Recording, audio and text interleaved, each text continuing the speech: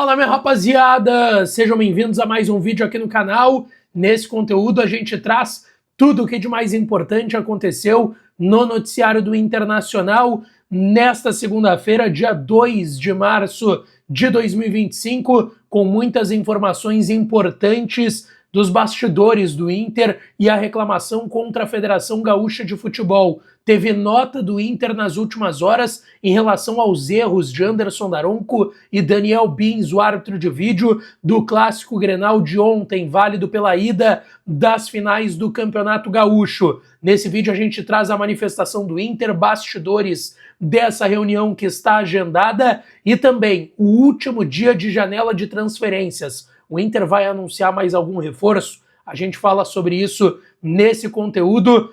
Tudo o que você precisa saber para ficar bem informado do dia do Internacional. Antes, não se esquece, deixa o teu like, te inscreve, ativa o sininho das notificações para não perder nada por aqui. E é claro que esse vídeo e todos os outros têm o apoio e a parceria de KTO, kto.bet.br, é a minha casa de apostas e pode ser a sua também. Se não tem registro ainda, vai no primeiro comentário fixado desse conteúdo e vai dar uma brincada lá na KTO, tá certo?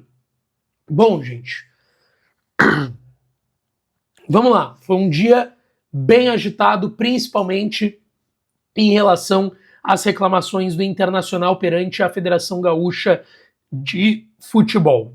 O Inter folgou, nessa segunda-feira, o grupo de jogadores e o técnico Paulo Pesolano. O Inter se apresenta só na quarta, 2 dias de folga para os atletas, e aí o Inter começa a trabalhar o jogo de volta do Gauchão, das finais do Gauchão. O Inter sai perdendo por 3-0, tem que reverter o jogo no Beira-Rio no próximo domingo, às 18 horas. Inclusive hoje o Inter abriu a venda de ingressos para o seu torcedor e espera a casa lotada para o jogo do domingo. Mas a gente sabe, o fato do jogo ter sido como foi ontem pode ser que afaste talvez um pouco do público do jogo do final de semana. Bom, as polêmicas estão muito grandes. No último vídeo a gente reagiu ao áudio do VAR que foi divulgado, principalmente do lance que o Inter mais reclama, que é uma possível expulsão do Arthur, ainda quando o jogo estava 0-0, 11 contra 11 em campo. A gente analisou o lance, deu a nossa visão, eu acho que foi para cartão vermelho o lance do Arthur em cima do Rafael Borré, quando estava, como eu disse, 0-0 e 11 contra 11, e o Inter emitiu uma nota nas últimas horas nas suas redes sociais reclamando do ocorrido. O Inter coloca na nota o seguinte: o Sport Clube Internacional manifesta sua profunda preocupação e inconformidade com os critérios aplicados na arbitragem do Grenal, especialmente na aplicação de cartões e decisões disciplinares, que destoaram da linha que vinha sendo adotada anteriormente na competição. O clube também recebeu com incredulidade, o áudio divulgado pela Federação Gaúcha de Futebol em relação ao lance envolvendo Arthur e Borré, no qual a interpretação apresentada pelo VAR, sob responsabilidade de Daniel Nobre Bins, transfere ao atleta que sofreu a falta a responsabilidade pelo ocorrido.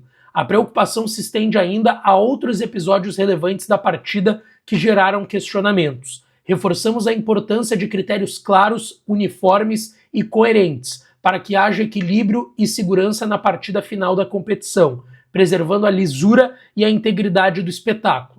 O Departamento de Futebol, em conjunto com o Departamento Jurídico, já solicitou informações adicionais à Comissão de Arbitragem para devidos esclarecimentos.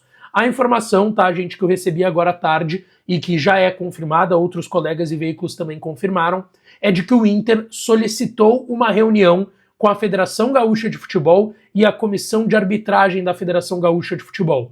Então, nessa reunião devem estar presentes o presidente da entidade, Luciano Oxman, e o presidente da Comissão de Arbitragem, que é o ex-árbitro Leandro Pedro Voaden, tá? O Inter quer ter uma reunião com os dois, entender o que aconteceu, o porquê das decisões contrárias, e aí o Inter cita que nessa reunião devem ser questionados sobre esse lance do Arthur no Borré, o lance do Pavon no início do jogo, que ele dá um carrinho muito forte no Bernabéu, nem falta é dada e nem cartão amarelo, o que poderia não ter tirado o jogador de campo, seria um amarelo, mas poderia ter ajudado, de certa forma, dentro da justiça do jogo, porque era, de fato, uma falta forte para cartão, mas o jogador, o Pavon, jogaria amarelado o restante do jogo. Poderia mudar o jogo do Inter, o próprio jogo do Grêmio. São questões importantes.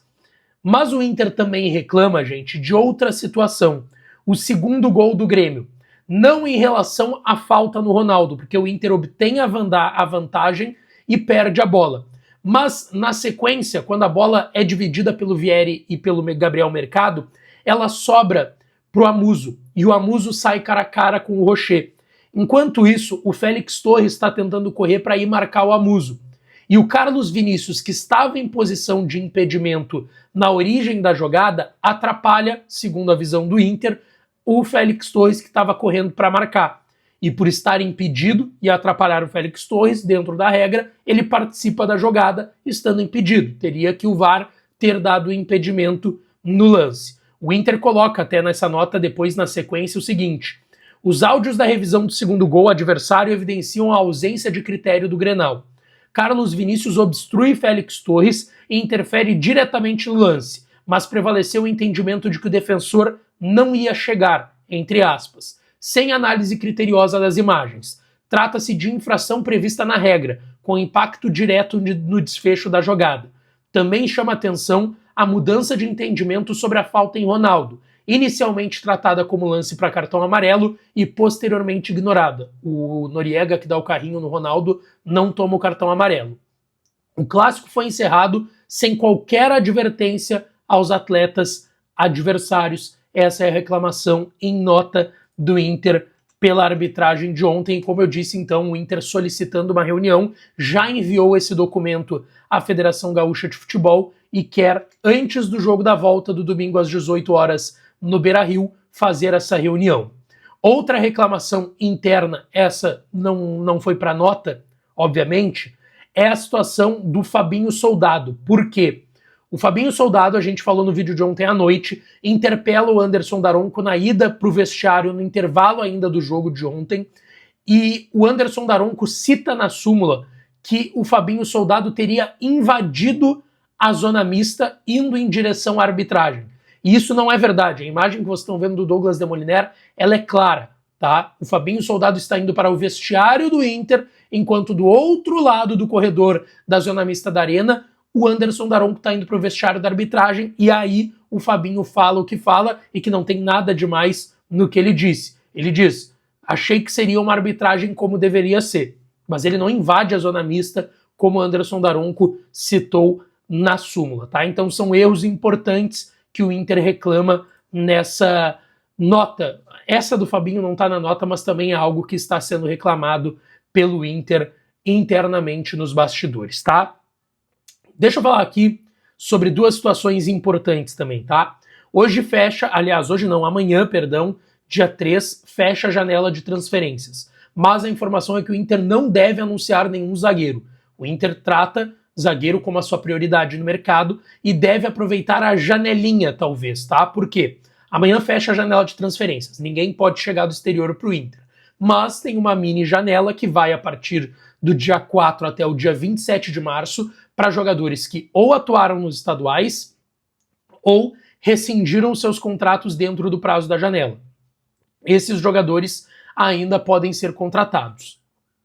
Só que a informação é de que o Inter não tem nenhum negócio para um zagueiro tão próximo de um desfecho. De fato, teve negociações, conversas com alguns nomes. O Inter tentou o Diego Carlos, que está emprestado pelo Fenerbahçe da Turquia ao Como da Itália, mas sem sucesso até o momento. Esse nome, inclusive, pode ficar de stand-by para a janela do meio do ano. O Inter trata com muito carinho a janela do meio do ano e a possibilidade de chegada de reforços no meio do ano, mas até amanhã, o fechamento da janela, é bem possível que o Inter não anuncie reforços no Beira-Rio, infelizmente, porque a gente sabe que o Inter precisa não só de um, mas quem sabe até 2 zagueiros. E a outra situação que eu quero falar é sobre o escolhido para substituir o Bernabé, então, que foi expulso no jogo de ida, ontem no Grenal da Arena. É bem possível que o Aguirre vá para a lateral esquerda, o Bruno Gomes na lateral direita, o Aguirre na lateral esquerda. Tem a possibilidade ainda do Vitor Gabriel, que é da posição de origem, depois se tornou zagueiro com o Roger aqui no Inter, ou até puxarem o Alisson do Sub-20, o que não é uma tendência, tá? Então o Aguirre deve ser o substituto do Bernabé no Grenal da volta no estádio Beira-Rio, tá bem? Deixa tua opinião nos comentários e não esquece, deixa teu like no vídeo, te inscreve, ativa o sininho que eu volto para falar do Inter por aqui. Beijão, um abraço e até a próxima.